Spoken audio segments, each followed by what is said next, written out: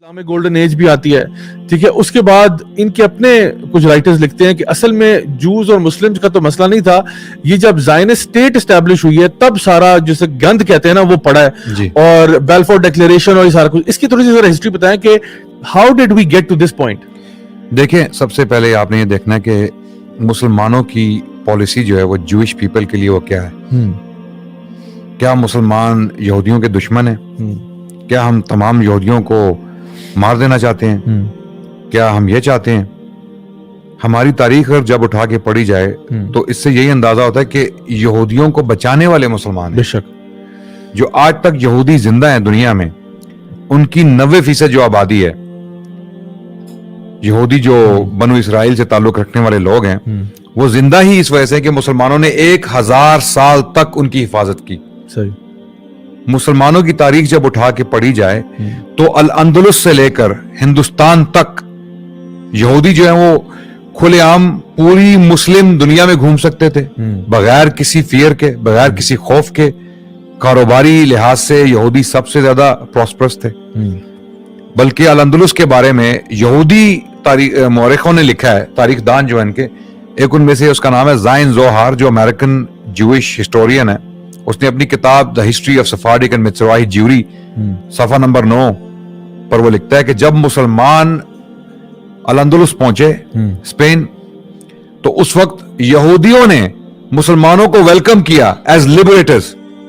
ہمیں ظلم سے بچانے والے آگے، ہمیں جو ہے وہ اس ظلم سے جو کیتھولک چرچ نے ان پر ظلم ڈھائے ہوئے تھے اس وقت اسپین میں، ان سے بچانے والے آگے. تو یہودیوں نے مسلمانوں کو ویلکم کیا اسپین میں.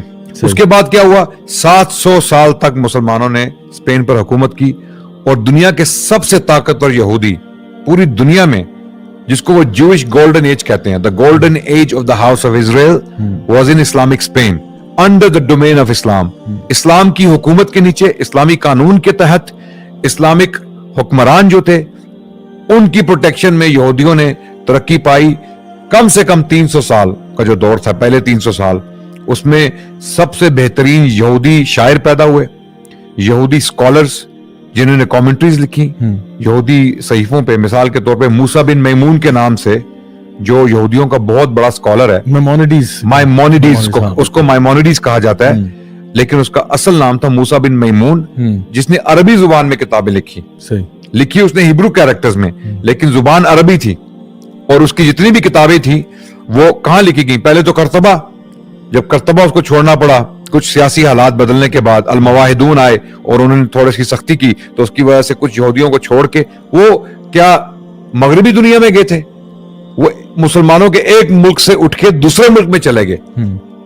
صلاح الدین ایوبی رحمۃ اللہ علیہ کی حکومت تھی مڈل ایسٹ میں، وہ مائمونیڈیز موسیٰ بن میمون اسپین چھوڑ کے مصر آ گیا، اور پھر مصر میں آ کے وہ سلطان صلاح الدین ایوبی کے جو بھائی تھے ملک الافضل، الملک الافضل، ان کے جو ہے وہ پرائیویٹ ڈاکٹر بن گئے، پرائیویٹ فزیشین جن کو طبیب کہا جاتا تھا، وہ طبیب بن گئے ان کے.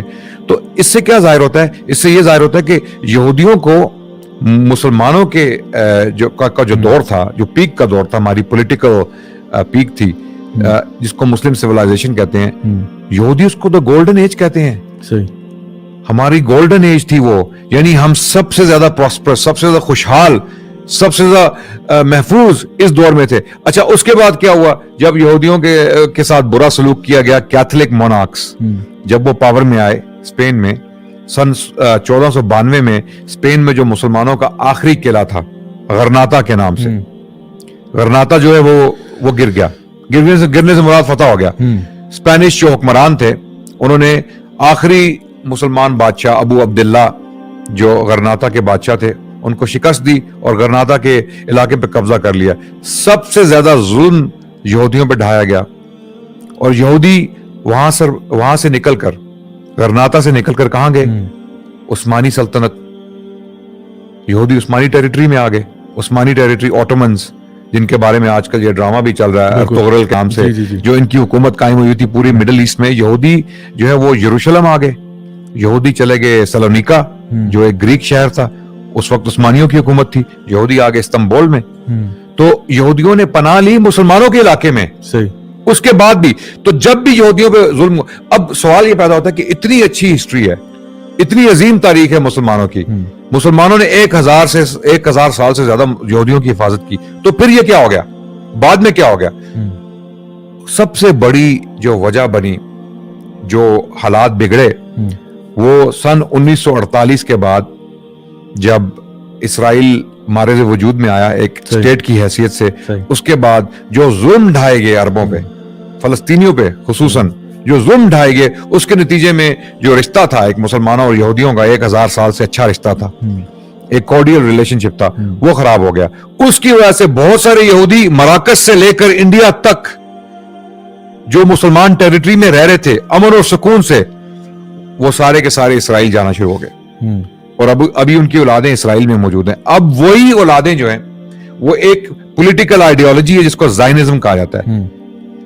یہ آئیڈیالوجی وہ بیسیکلی ایک نسل پرست ریسسٹ آئیڈیالوجی ہے جو اپارتھائڈ کو پروموٹ کرتی ہے، یعنی صرف جو یہودی لوگ ہیں وہی اسپیشل ہیں، اور ان کے علاوہ جو آس پاس کے لوگ ہیں فلسطینی مثال کے طور پہ وہ انسان بھی نہیں ہیں۔ ابھی ڈاکٹر معاویہ رمضان نے ہمیں ساری سچویشن بتائی کہ کس طرح وہ خوف کی حالت میں رہتے ہیں، اور 500 سیٹلمنٹس ہیں۔ یہ سیٹلمنٹس کن کی؟ سیٹلرز کون لوگ ہیں، اس کی وضاحت کرنا بہت ضروری ہے۔ یہ سیٹلرز جو ہیں یہ گورنمنٹ کے لوگ نہیں ہیں، یہ ملٹری نہیں ہے، یہ وہ لوگ ہیں جس کو ہم اپنی زبان میں قبضہ گروپ کہتے ہیں۔ قبضہ گروپ سمجھتے ہیں نا، پاکستان میں رہتے ہیں، ہمیں پتہ ہے قبضہ گروپ کا کیا مطلب ہے۔ قبضہ گروپ وہ لوگ ہوتے ہیں جو کسی کی زمین پر جا کر ناجائز قبضہ کر لیتے ہیں، بندوق کی نوک پر یا بندوق کے زور پر، رائٹ، وہ جا کے زمین پہ قبضہ کر لیتے ہیں، پھر وہ جب غریب لوگ آتے ہیں اپنی زمین چھڑانے تو ان کو ڈرا دھمکا کے کبھی گولی مار کے قتل کر کے ان کو غائب کر دیا جاتا ہے، رائٹ۔ یہ سیٹلر جو ہیں یہ سٹیزنز ہیں، اور یہ عام لوگ ہیں، عام لوگ اسرائیل میں رہنے والے عام لوگ جو ایکسٹریمسٹ یہودی ہیں، حقیقت میں وہ ایکسٹریمسٹ یہودی ہیں، یعنی شدت پسند یہودی ہیں۔ یہودیوں میں بھی اچھے لوگ ہیں، یہودیوں سے کوئی دشمنی نہیں ہے مسلمانوں کی، یہ میں وضاحت کر چکا ہوں کہ یہودیوں کے بارے میں ہماری پالیسی یہ رہی ہے کہ ان کو پروٹیکشن دی جائے۔ یہ ایک مظلوم قوم ہے، کیونکہ ان کی تعداد بہت کم ہے دنیا میں، یہ ایک مظلوم قوم ہے، ان کی پروٹیکشن کی جائے، ان کو پروٹیکٹ کیا جائے۔ اسی لیے 1000 سال تک مسلمانوں نے یہودیوں کو اپنے علاقوں میں پروٹیکشن دی، اور اس کا یہودیوں نے بھرپور فائدہ اٹھایا، علم حاصل کیا، اپنے بچوں کو پڑھایا۔ تو اس کے بعد یہ سیٹلرز جو ہیں، یہ سیٹلرز یہ عام لوگ ہیں، اور یہ آ کے کسی بھی گھر کے اندر گھس کے فلسطینی فیملی کو اٹھا کے باہر پھینکیں گے، اور پھر ان کی سپورٹ کے لیے اسرائیلی ملٹری آئے گی، بالکل سمجھ گئے، کیونکہ وہ سٹیزنز کو سپورٹ کریں گے، وہ کہیں گے یہ سیٹلرز ہیں، ان کا ویسے بھی اس زمین پر حق ہے۔ ابھی مسئلہ یہ ہے کہ فلسطین کی ساری زمین جو ہے وہ مقبوضہ ہے، جس کو آج اسرائیل کہا جاتا ہے، وہ فلسطین ہے، بالکل وہ فلسطینیوں کی زمین ہے، اور وہ زمین ہتھیائی گئی فلسطینیوں سے پہلی جنگ عظیم کے بعد۔ پہلی جنگ عظیم سن 1917 میں جنرل ایلن بی جو ایک برٹش جنرل تھا، اس نے عثمانی فوجوں کو شکست دی اور یروشلم کے شہر پہ قبضہ کر لیا۔ اس کے فوراً بعد برٹش فورن سیکرٹری، اس کا نام تھا بیلفور نے ایک ڈکلیریشن جو ہے وہ لکھ دی انڈر پریشر آ کے۔ زائنسٹ کچھ ایکٹیوسٹ تھے لندن میں، اور ایک لارڈ روتھشائلڈ کے نام سے بہت مشہور امیر کبیر شخص، جو آج بھی ان کی فیملی تقریباً دنیا کے سب سے بڑے بینکس وہی اون کرتے ہیں، رائٹ۔ انہی بینکس کی وجہ سے جو ہے مغربی طاقتیں جو ہیں وہ ان بینکرز کے ہاں مقروض ہیں، اس لیے وہ ان کے خلاف کھل کے ڈٹ کے بول نہیں سکتے، کیونکہ پیسہ وہاں سے آ رہا ہے، قرضے وہاں سے آ رہے ہیں۔ امریکہ میں دیکھیں نا، فیڈرل ریزرو بینک جو ہے جی، وہ there is nothing federal about it، وہ تو ان کا ایک پرائیویٹ اینٹی ہے جو کہ یہی انہی کے مطلب یورپین بینکرز اون کرتے ہیں، جن کو یہ مطلب روتھشائلڈ فیملی اور یہ سارے جو ہیں جی۔ تو اور دیکھیں جب امریکن پریزیڈینشیل ڈیبیٹ ہوتا ہے، جب دو پریزیڈینشیل کینڈیڈیٹس آپس میں ڈیبیٹ کرتے ہیں ٹی وی پہ آ کے کہ بھائی